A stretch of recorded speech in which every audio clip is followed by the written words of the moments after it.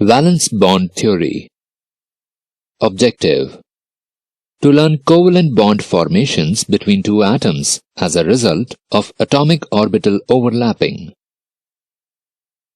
Valence bond theory was postulated by Hitler and London in 1927. According to the theory, a covalent bond will be formed between two atoms due to the overlapping of half-filled valence atomic orbitals. Due to the overlapping of orbitals, one of two types of covalent bonds, either sigma or pi, will form. When the orbitals overlap head-to-head along the internuclear axis of the atoms, a sigma bond will be formed. Depending on the type of orbital involved, the overlapping sigma bond may be subdivided into other types. Sigma SS bond can be seen in a hydrogen molecule. This bond will be formed when two s orbitals overlap along the internuclear axis of the two atoms. The electronic configuration of a hydrogen atom is 1s1.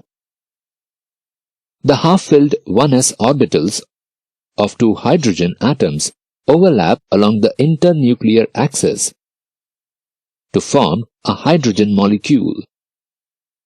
Sigma pp bond can be seen in a chlorine molecule. An atom of chlorine has an electronic configuration of neon 3s2, 3px2, 3py2, 3pz1. The half-filled 3pz atomic orbitals of the two chlorine atoms will overlap along the internuclear axis to form a chlorine molecule. Sigma sp bond. Let's look at a molecule of hydrogen chloride. As we have already seen, the electronic configuration of a hydrogen atom is 1s1 and that of a chlorine atom is neon 3s2, 3px2, 3py2, 3pz1.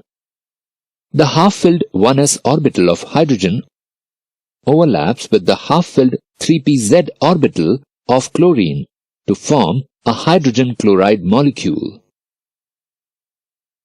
When orbitals overlap sidewise, a pi bond will be formed.